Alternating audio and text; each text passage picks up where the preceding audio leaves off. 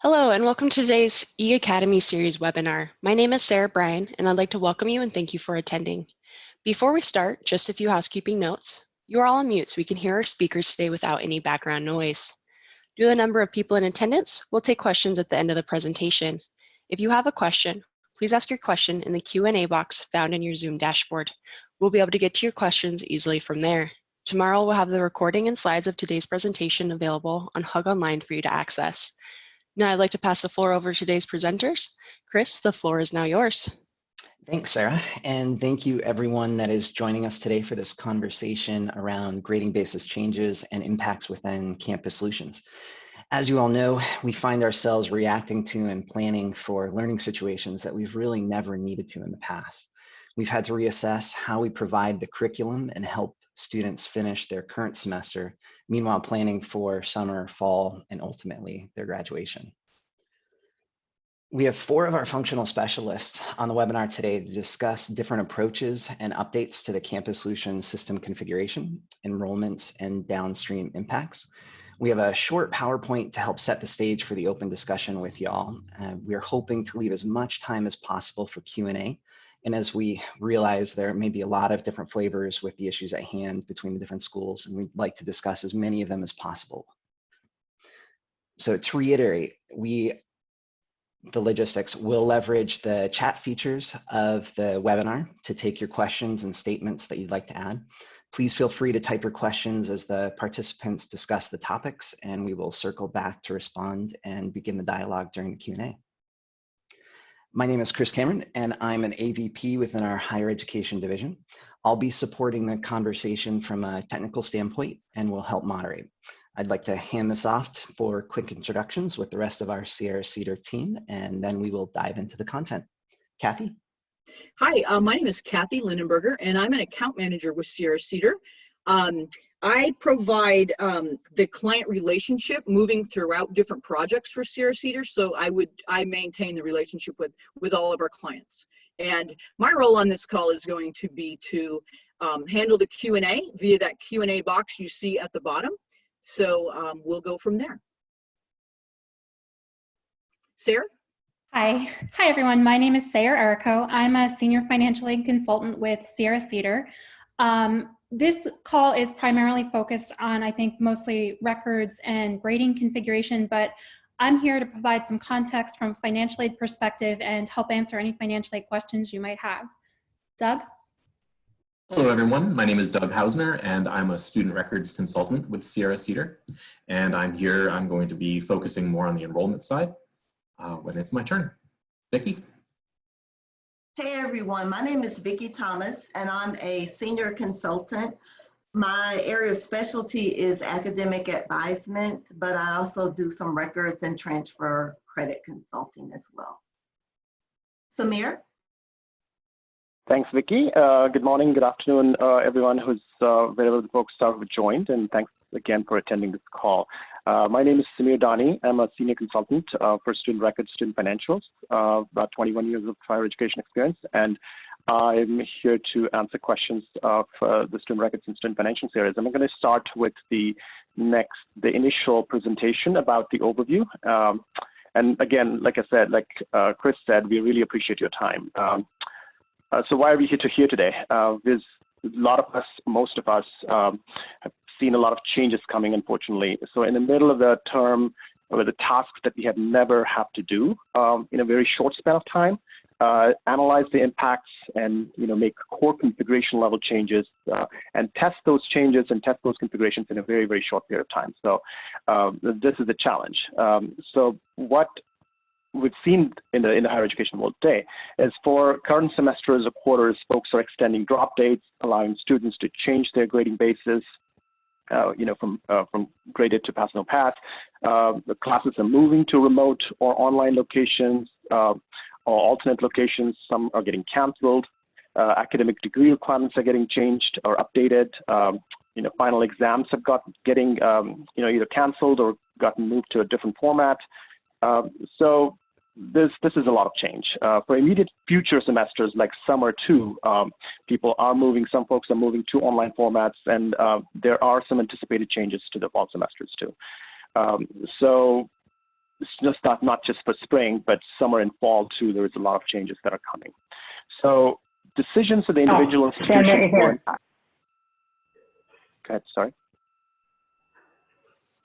I'm sorry, I was thinking about this question, but can you hear me okay, Chris? Fine, right? Yep, we can hear you loud and clear, Samir. Thanks. Great, sure.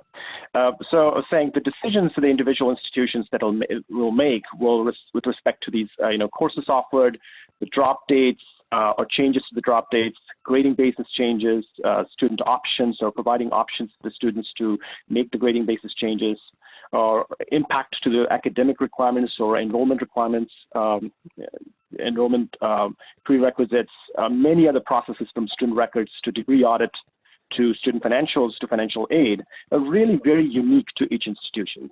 So the impact and the possible approaches to handle this particular situation can be very different for individual institutions. So a lot of folks have a lot of custom processes, pertaining to maybe academic standing or honors and awards that need to be evaluated as a downstream impact. And they'll have a little bit of talk on the later part of this presentation for a few minutes on the downstream impact. But the bottom line is, there is no one-size-fits-all approach. Every situation is unique, needs to be handled and analyzed very carefully. So how do we tackle this? So this is where I think collaboration and brainstorming come in play. Some of us have experience working and are actually currently working for different institutions that are going through this exact same issues. Different folks are trying or have already addressed similar issues. So we have seen the collaboration helps in many such instances. Brainstorming is very critical too, because since a lot of times, a single or few resources working in an individual department, a single department, may or may not be able to analyze the full impact of this change downstream to different processes. So one of the goals of this session is to have this brainstorming collaborative discussion approach. So please do take full advantage of the Q&A session, as Chris and Kathy pointed out at the end of the session for discussions and the topics that Kathy and Chris will manage. We're here to help.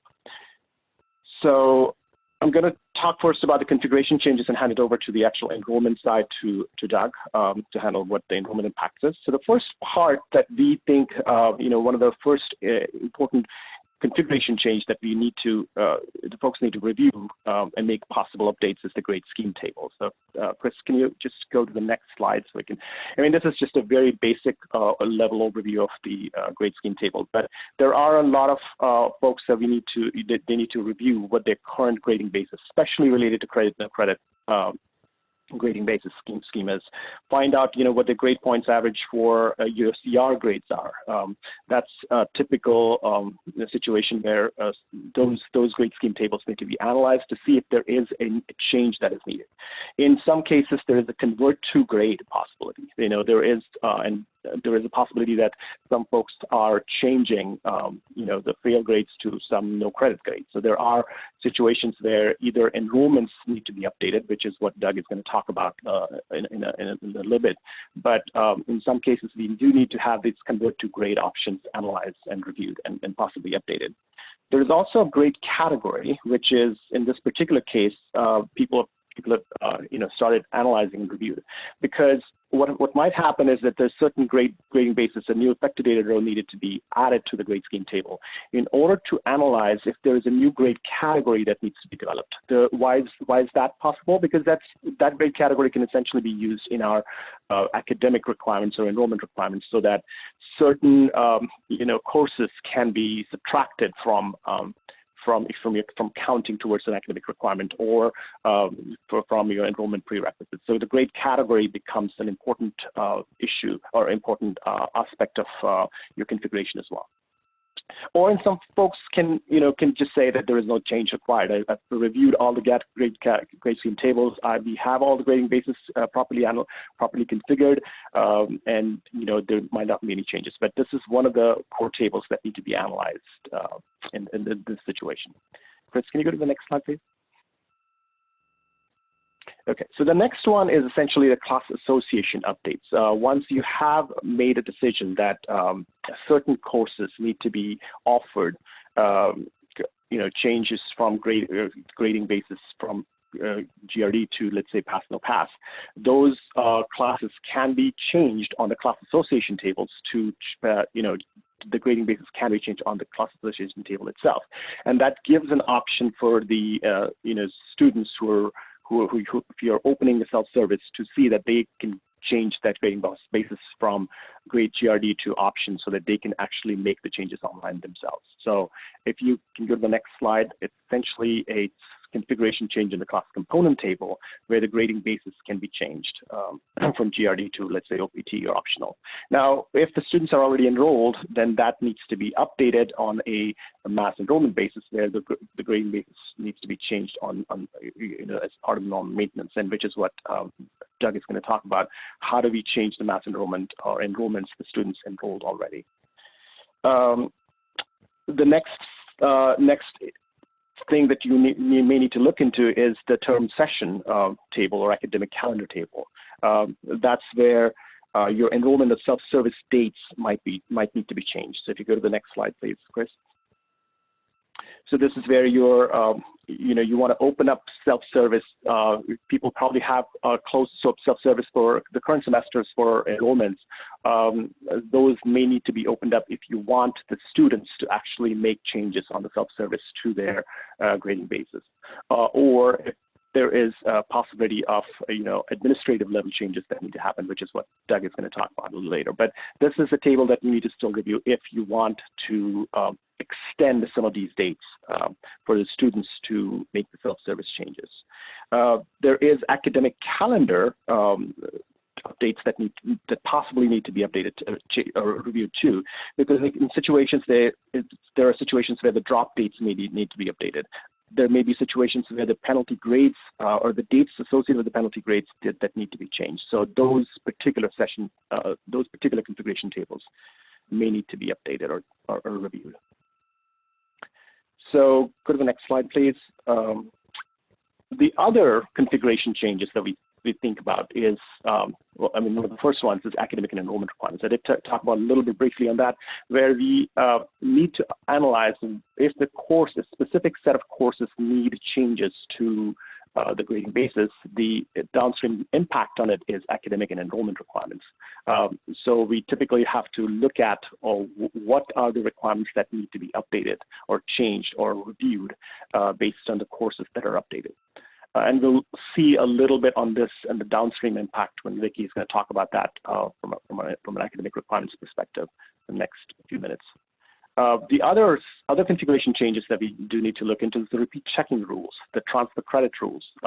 If your grading scheme associated with transfer credit needs to be reviewed or updated. What about your academic standing? Because in some cases, folks have rules associated with cum GPAs, or may have a custom rule or custom process that's actually calculating your academic standings or honors and awards. So those need to be reviewed to see if those particular set of processes need to be updated because of this change. Some courses may need to be excluded. Some course lists need to be updated to see if certain impact, the impact associated with those courses that have changed their grading basis need to be removed or not. Other areas that we need an impact analysis or that are part of the candidates the impact analysis is the student financials. In some cases, there are equations that are tied to charges and fees that specifically look at your courses, a specific set of courses for which they're graded. I mean, the graded courses have maybe certain C or better grades that are tied where the equations look at those particular set of courses. So those need to be looked at and those need to be updated accordingly. So all of this essentially look at, what is the overall impact of your course grading basis changes.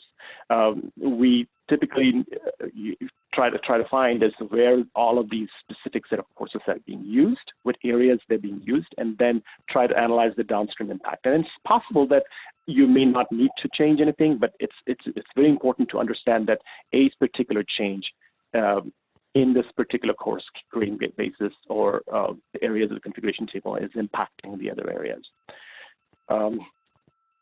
can you go to the next slide, which is, I think, is where the enrollment changes are. So what we want to talk about is what are the specific levels of enrollment changes the students already enrolled? How do we do those? So Doug will talk about this. Doug, all yours. Thank you, Samir.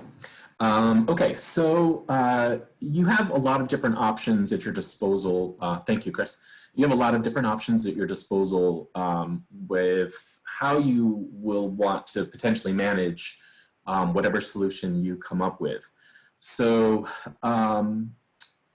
we've been hearing from a lot of different clients where they're coming up with a lot of different options. What I'm going to try to do is just talk about some of the things you'll want to consider as you come up with an option that might fit for your university or college. So the first thing I want to talk about is some of the administrative enrollment options you have. So if your institution decides to take a case-by-case basis or student-by-student basis option, then quick enrollment or enroll request are probably going to be your focus areas. And there probably won't be too much setup that you need to do, but there are a few things you need to keep in mind. How you execute these changes really will depend on some of the following factors. Have grade rosters already been generated? That was one of the first things that you want to start thinking about. Have grade assignments started? And if they've started assigning grades, are any of them saved? Do you use partial posting? Some universities do and some others don't. Remember to think about any dynamic classes that you may have running, if you have any, or some of those partial term courses that might be out there where some grade rosters exist. Each of these factors will mean processing grades and changing grade bases a little bit differently. Excuse me. In some cases, you may be dealing with multiples of these situations. So you just need to understand and have your staff understand what options exist, and really a refresher for some of that staff so they know what they need to be doing under what circumstances. A few things to remember.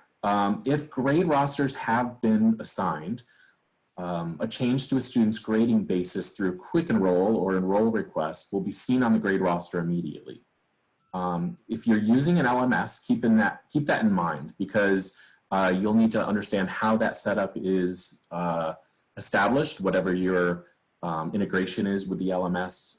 If you're changing a grading basis, you just want to make sure that you understand how that information is getting sent to the LMS. If a grade has already been issued and saved on a grade roster, then changing the grading basis won't change that grade. That grade is going to stay there on the roster. So remember that if you're changing a grade basis, and a student has already have a grade sitting there, you may need to reach out to that instructor because changing the grade basis at that point will potentially make that grade invalid when the grades go to get posted. So you want to remember that.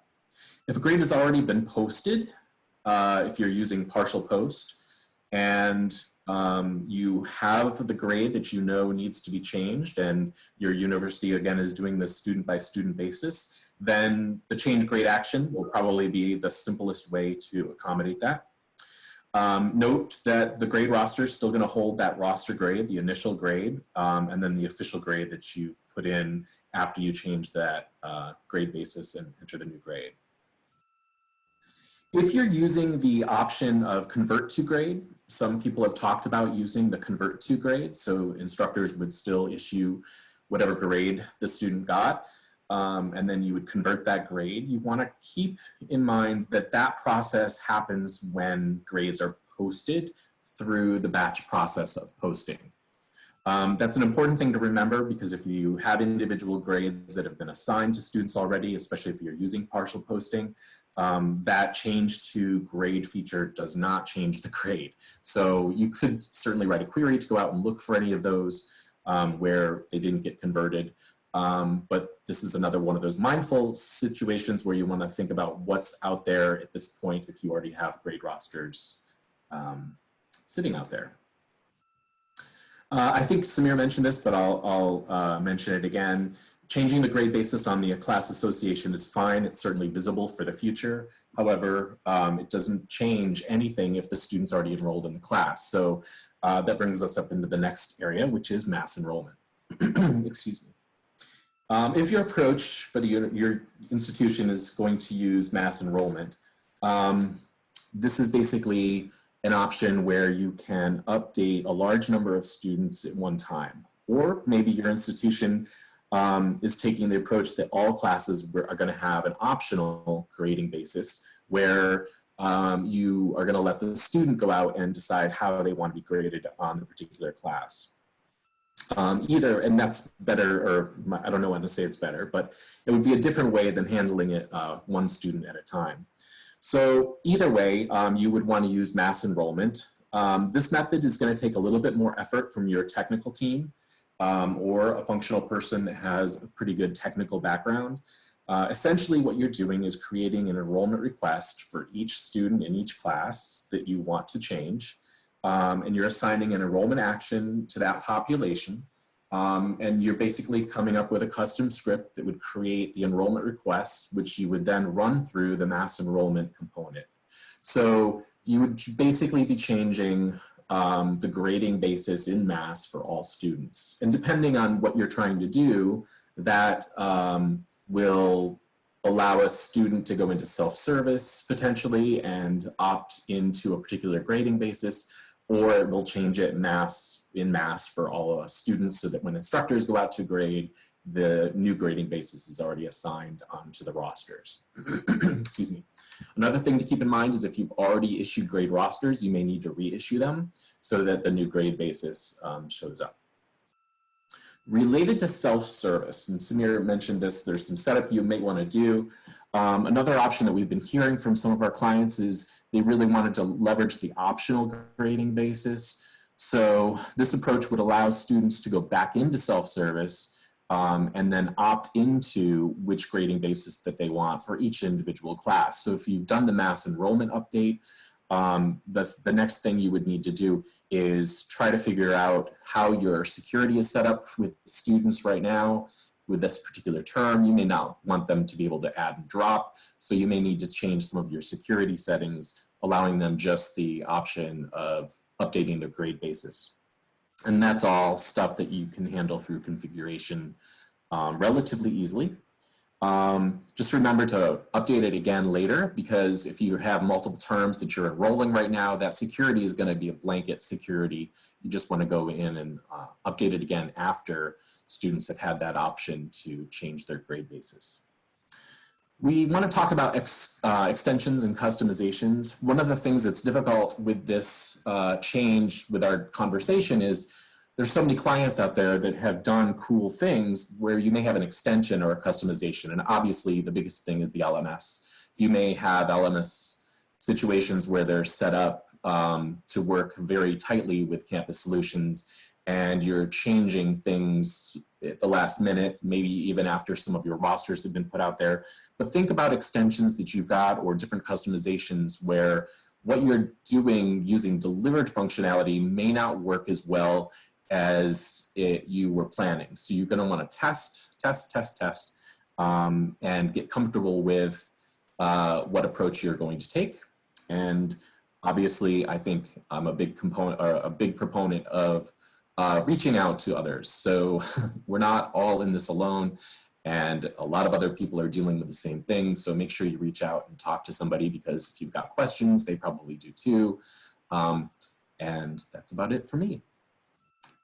Vicky, I think you're next. Okay.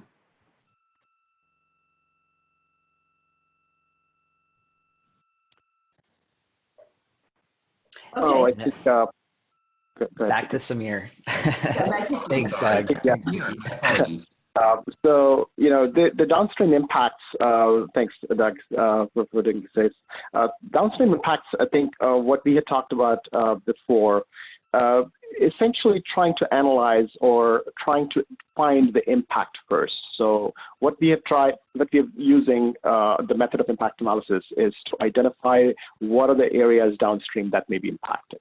So, combination of our the expertise, combination of experience, and queries that we want to write. So for some folks, we're writing queries to identify, what are these courses that are getting impacted or affected. How are these courses being used? Which course lists that these courses are being used, and effectively from those course lists, trying to find out if those course lists being used in certain academic requirements, enrollment requirements, if these course lists are getting used in some other queries or other processes which may be custom in cases of academic standings or honors and awards. Those are certain impacted areas that we first try to find, using queries. So impact analysis and creating a list of what areas are possibly impacted for these courses is the first step. In some cases, people have, what we've seen is people are, not using certain processes downstream, like grade lapses. People have incomplete grades or in process grades which lapse to a certain specific grades. They want to stop that process. They want to make sure that they're putting halt on that particular set of process. So what the impact associated with that need to be analyzed as well. In some cases, people are putting a transcript text. Faculty is probably saying, this particular term is a very different term. We want to have a stamp on the transcript itself to say that this term, this particular spring 2020 term, or maybe summer 2020 term, is a little different. So how do we do that? This transcript text associated with the students who are enrolled in those specific courses that need to be updated.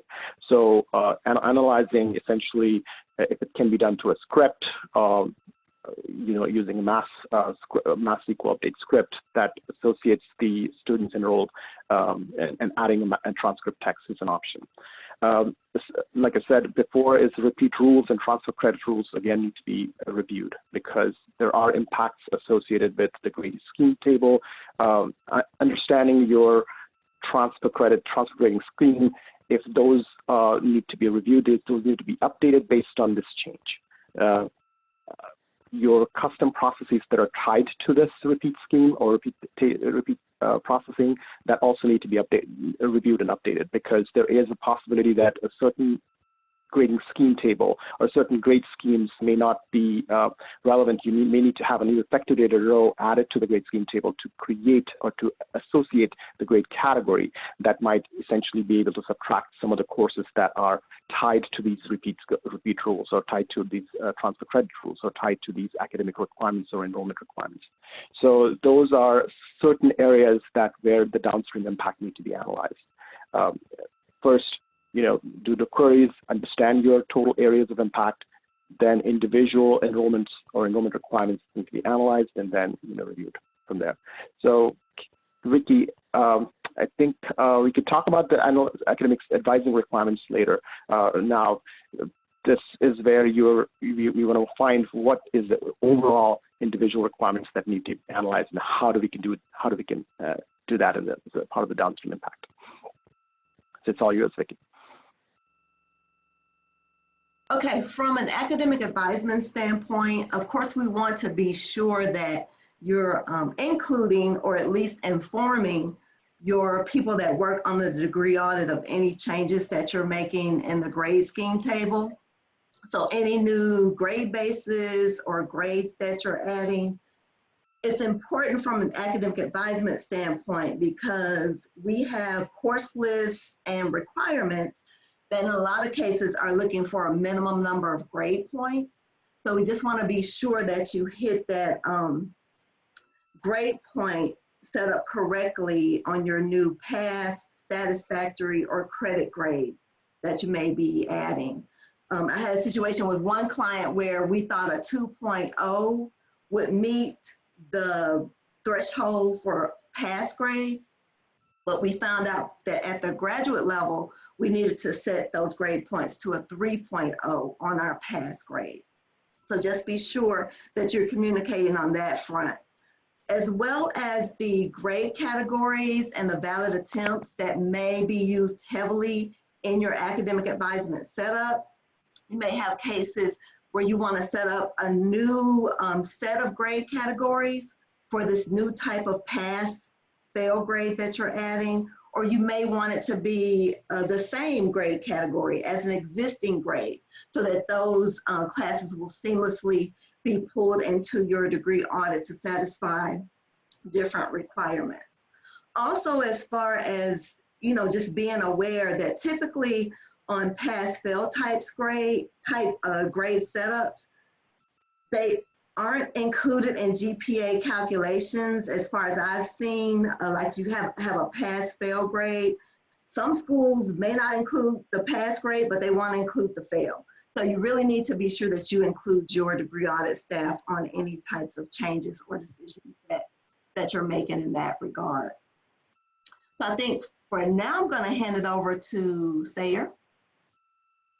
Thanks, Vicki. I'll try to keep the financial aid portion of this pretty brief. I know many of you may not be financial aid experts because the focus here really is more on grading, but as everyone else on the call has emphasized, all of the things that we're discussing today are going to have significant impact on financial aid. The first thing that you may or may not be aware of that I want to share is that the CARES Act, which was passed recently, has significant, I guess, regulatory impacts for financial aid. The Department of Education most recently issued a Dear Colleagues letter April 3rd, which kind of expands on how the current situation might impact financial aid. And although for quite a bit of it, their answer is guidance is forthcoming, what that suggests to me is that they're going to offer significant regulatory and processing relief for, for financial aid offices. What that suggests to me right now, though, because particularly for return of Title IV, which is the calculation that needs to be performed if a student fully withdraws from a term, and financial aid SAP, or satisfactory academic progress, the department is basically saying we will provide more guidance shortly. What I would say to you right now is as you start to discuss these grade changes and as you start to think about the impacts that they might have, the first thing I would say is that definitely include your financial aid colleagues because this is going to be really important to them. Although they might not be fully clear yet how that is from a regulatory perspective. The second thing I would say is that in general, in cases when the department provides regulatory relief, it's going to be important to clearly identify students who are impacted by this emergency situation and differentiate them from students who, for example, might have withdrawn from this term for other reasons prior to, the onset of these circumstances. So being able to identify students who are impacted by the COVID-19 crisis is going to be really important from a financial aid perspective. The other thing I would say is that, from a disbursement perspective, financial aid offices do still have the obligation to check a student's current enrollment status at time of disbursement.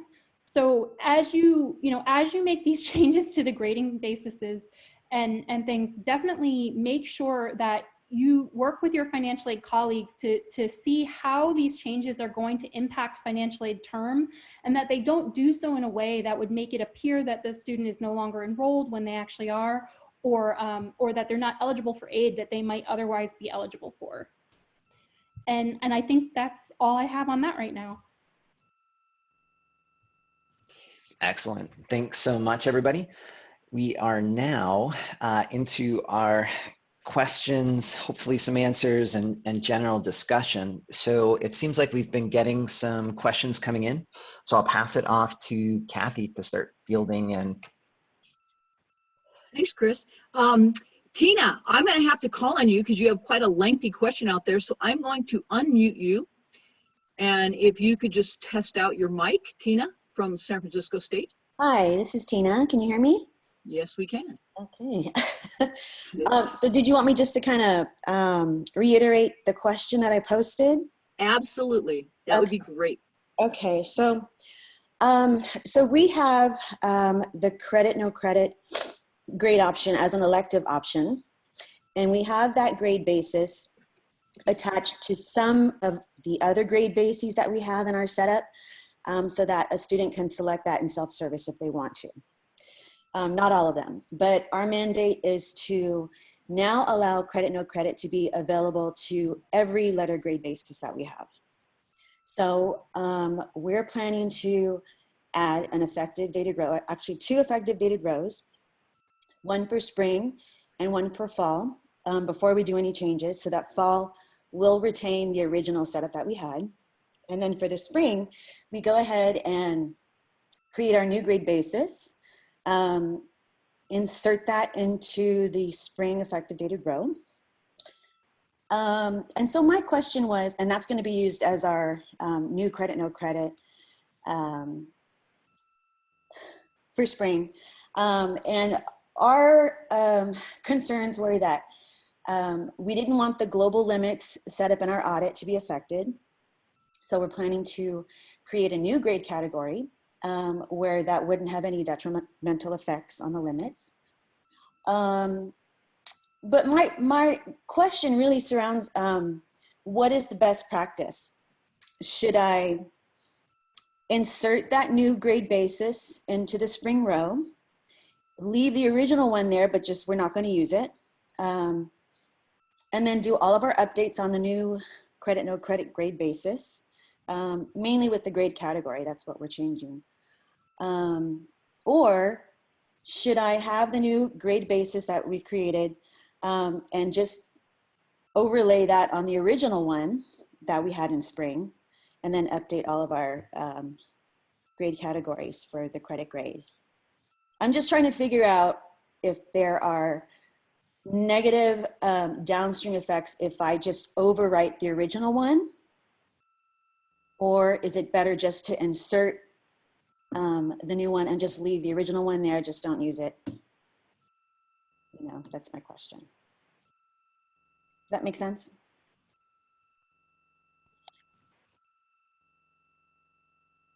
Doug or Samir, do you want to? I think I would I guess either one is probably going to accomplish the same thing, but I would probably create the new grade basis, keeping it separate, keeping your old the way it was. And you're only going to be using the new one temporarily, basically. Right. And then, like you said, your grade category is what's really going to be changed. On the grade. And that I would like Vicky to weigh in. I don't know that that would have a different impact for your audits. With it being a new grading basis, I don't think it would. No, it's just a grade category. No, it would. It would. That should be fine. So Yeah, okay. I don't like in the middle of a term switching things within my grade bases, adding a new one, switching students into it. I don't know why I'm more comfortable with that, at least in theory. But honestly, I think both would work. Right. Okay. Yeah, I guess the only thing is that if you're querying out for the new grade basis for spring, I guess it would help just to keep them separate. Keep the original one there, have the new one there, just keep them separate. That probably would be better. Just wanted to find out, but thank you. Sure. Okay, let's move on to the next question. And I can read this one, it's short enough.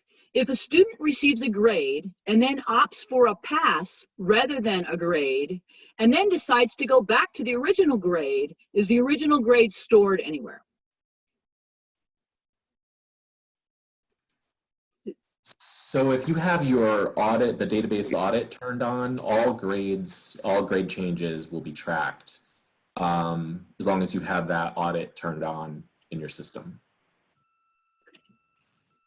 Great. Okay, the next question.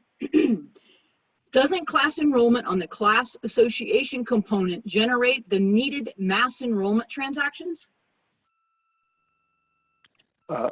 No. So essentially that class component table is for anybody who is not enrolled. If you want to change the class grading basis on class enrolled class component table, it'll give you a message saying the students are enrolled already, and those grading bases not going to be affected, and that has to be done through mass enrollment. So for anybody who is not enrolled, this particular setup change works. But okay. For students who have already enrolled, they need to be updated through mass enrollment. Their grading basis. Okay.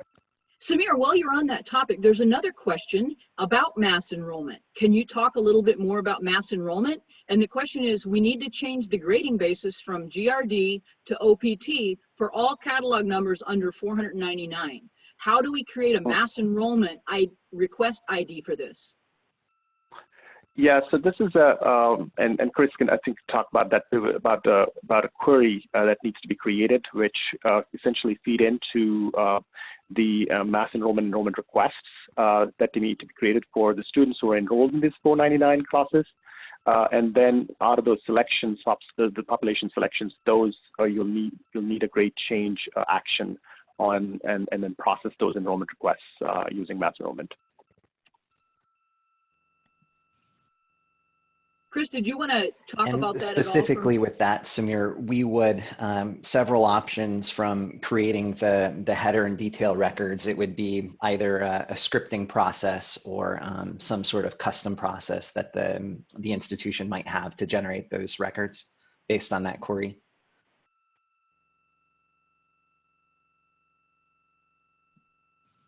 Okay, on to the next question.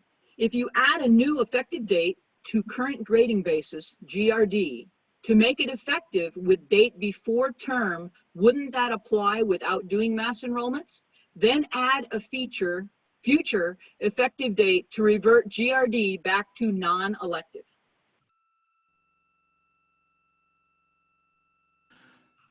Doug, do you want to take that? Yeah. Okay. Well, we can multiple answers maybe on this one. If you're changing the grading, yes, if you add an effective date before the term starts or the first day of the term, changing the grading basis, the grade basis is already on the student's enrollment. So you are correct as far as it would be a little bit simpler. One of the things we talked about earlier with the other question was with changing a grading basis in the middle of the term. Even though you're adding an effective date at the beginning of the term, you're changing that grading basis really towards the end of your term. It's a little unsettling. There's not necessarily any reason you couldn't do this. However, if you've already issued your rosters, you'll just want to double check and make sure that all the grades that you've added to that grading basis or changes that you've made to it are showing up. I believe once they've started grading, that might be a problem. I know when the student's grade basis is changed, it updates the roster right away. But you're changing the grading basis, and if the rosters have already been generated, I don't believe it would see those. So you may just need to reissue your rosters. Grade rosters, sorry. Samir, do you want to add to that? Yeah, I think that's correct. I mean, you can do this. Of course, the timing is very critical. So, beginning of the term, end of term, you want to have that those effective dates tracked. Important thing is if the students are already enrolled and the students are already graded, or the grade rosters have been generated, those mass enrollments have to be. Those mass enrollment processes need to be run to update the grading basis on the enrollments as well as the grade rosters in order for this change to get effective. If you're adding a new grading basis, that's essentially or changing the grading basis, then that's the enrollment needs to be changed. If that any of those effects need to actually happen. But yeah, this is an option. I mean, having an effective date row added ahead of term or at the beginning of the term and then changing it back at the end of the term, that is an option. Okay, let's keep moving on to the next question. Next question, how does convert to grade work? Can we do that when we lapse grades?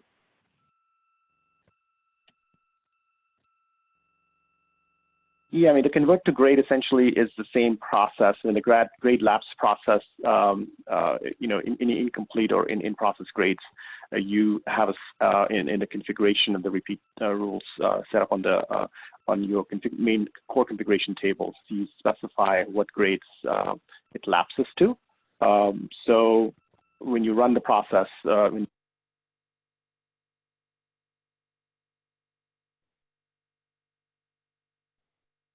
Oops, we may have just Did we lost lose Samir. him? I think we may have. Samir, are you Great, back? Doug. Yeah, I'm back. I'm here. I'm There we actually, go. We can hear you now. sorry, somehow my connection got lost. Can you hear me okay now? Yes.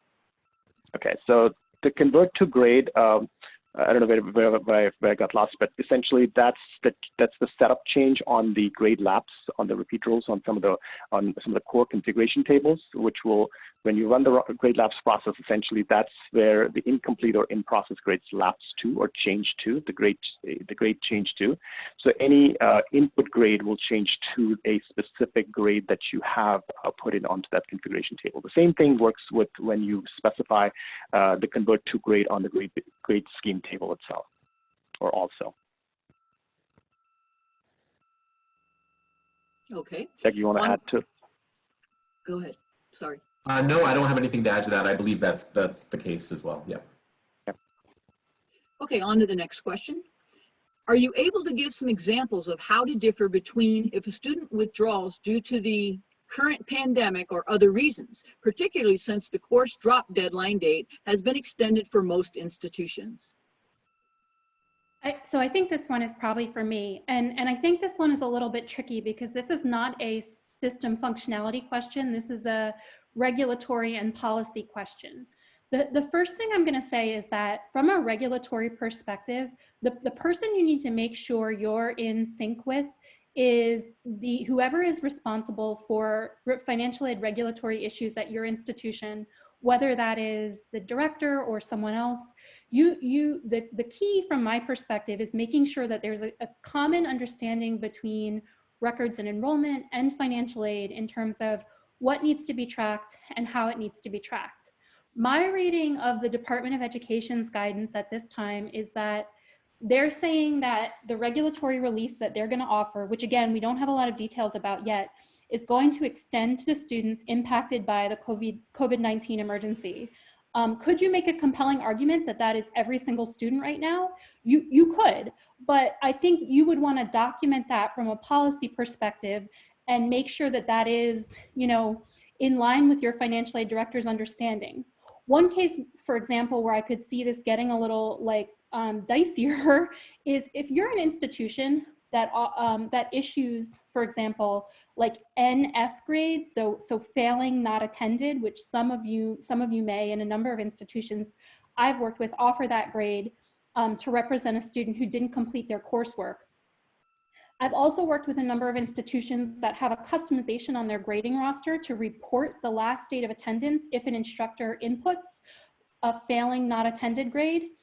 If you are such an institution and the instructor indicates that the student stopped attending, say, January 20th, I think you would then have a more difficult time documenting that this is a situation that is a result of the COVID-19 emergency. Again, that's more of a regulatory question. It's less of a system functionality question. And the key thing from my perspective is once again, just making sure that you're in agreement with your financial aid director and on the same page in terms of how you're going to track these students. Great, thank you, Sarah. This next question is for Vicki, because it says, hi, Vicki. Regarding the GPA calculation for the advising report, is there a workaround for getting the GPA to correctly calculate? Okay, so I think I would need a bit more information as to, what's going on, because you can include or exclude certain courses in the degree audit, of course, and come up with a different GPA than you see on the record side. But that including GPA checkbox is kind of one of the keys there. And I think, as I said before, typically when schools have a pass, no pass grade situation, they don't include like the pass grade in the GPA calculation, because you can only put either 2.0 grade points on there, which would equate to a C grade, and that's kind of not fair to the student. So I think I just need a little bit more on what's going on in this particular case as to why your GPA isn't coming out correctly. And by correctly, I would guess you mean it's not matching what's on the records side of the house. Okay, we'll move on to the next question because we will get a copy of all these questions and we can go into more detail, and you will have our contact information at the end so you can ask further questions via email. So the next question, I think it's more of a statement, is prerequisites may need adjusted if a prereq states the student must have earned a C+ or better in Math 2000 to enroll in Math 2200. Right, and that's kind of why I was stating you need to be mindful of the number of grade points that you're putting in your grade scheme table. If you're adding a new grade like a P or a satisfactory grade, because within the degree audit, as well as with your enrollment requisites, you'll have minimum thresholds that those grades need to meet. So that could definitely happen. Okay, great. Next question. If we are inserting a row on the grading schema and only added additional grades on the grade basis, do we still need to update class associations? Grading basis did not change. Right, similar to the other questions, and Samir, feel free to add to this if you have something else, but if you're not changing the grade basis, if the grade basis is the same, and you've added an effective dated row to the beginning of the term, the grade basis has changed, but the actual value hasn't. So it depends on, and you're gonna wanna test this, but if you have already assigned grade rosters, then the changes you've applied aren't gonna show up necessarily without reissuing the rosters, I believe, which is a very simple thing to do. Because you're not changing the grade basis itself. That's still on the enrollment. It's just the grade roster, if you've already issued it, might need to be adjusted. Yes, that's correct. I think the grade rosters need to be updated. The drop downs, I mean, essentially the new grades that you've added inside your grading basis, even though the grade basis itself hasn't changed or a new effective data row has been added, but the grade rosters hasn't reflected those changes, they need to be updated. Okay, next question. If students drop after the drop deadline date, what criteria are used to support and how will it impact tuition refunds?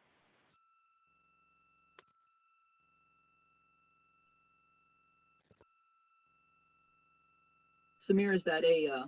Yeah, I'm sorry. Yeah, I was trying to get you. So I think the answer to that question depends on the refund calculations or refund calendars too. Essentially, if the question is associated with the drops, the drop dates, if those have gotten extended, obviously the refund calendar will change, and the refund calendar associated with the refunds that will change.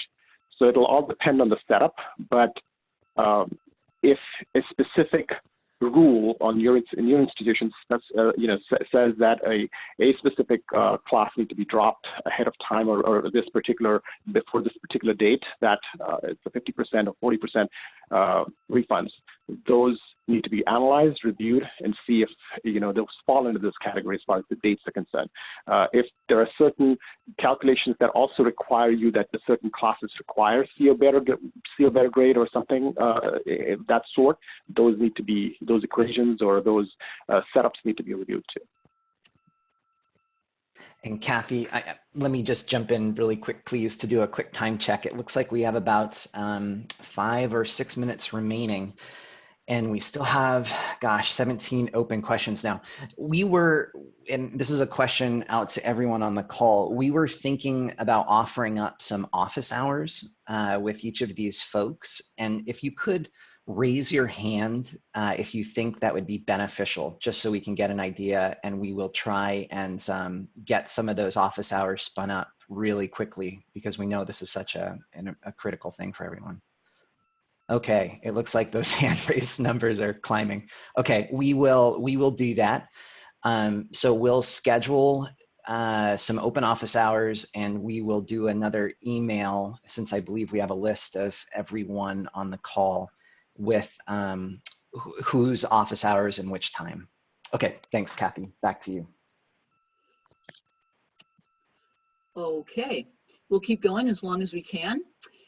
We will be allowing students to change to pass, not pass after their grade has been issued.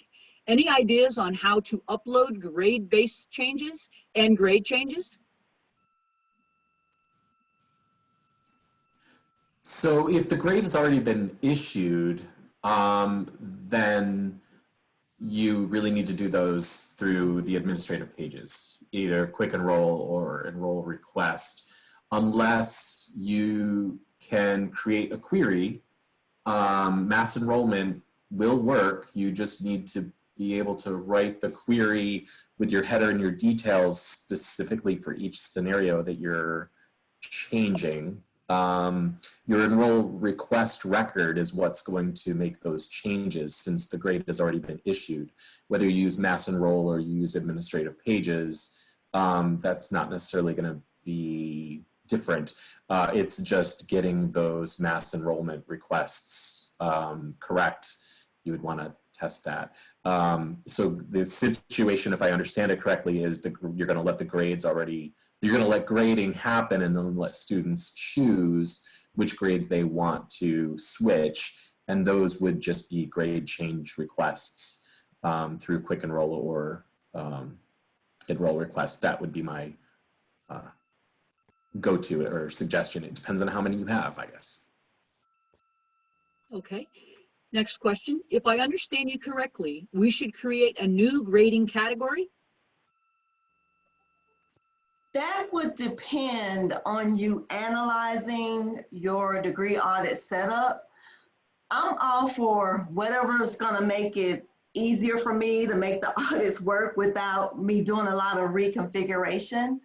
So you could have a situation where in your standard rules you say, well, typically we don't count pass-fail grades. And you may already have a pass-fail grade set up and they have a certain grade category. But in this case for spring 2020, if the student earns a grade of pass, you do want those grades to satisfy kind of your standard requirements. So that could be a situation where I could see you needing to add a different grade category, or you might just put a grade category that you're using on your standard A through C grade so that that new pass grade would seamlessly fall into your degree audit. So you kind of have to do a little bit of analysis to see how you can leverage that and what's going to work out easiest as far as you needing to make changes to any of your rules set up. Great. Okay, moving on. The next question, is there a good how-to document for mass enrollment?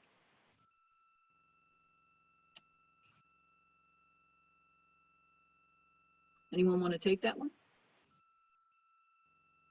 I don't have, well, Chris, do you, that might be a question that we can follow up on. Yeah, yeah, good. Yeah, Okay. because it's a little bit more technical, and I think it's really creating an enrollment request record is what needs to occur, and then you use the delivered mass enrollment with whatever range of enrollment request records are created. It's creating that enrollment request record, the header and the details of each request that is, it's, you know, a little bit more technical because there's no delivered configurable page for you to go in and say, do this. So once you identify your population and then create, you know, the enrollment header and the details, putting those together in a script is basically what's occurring. You create these enrollment request IDs, unique IDs, obviously, based on your system and what enrollment numbers you're on.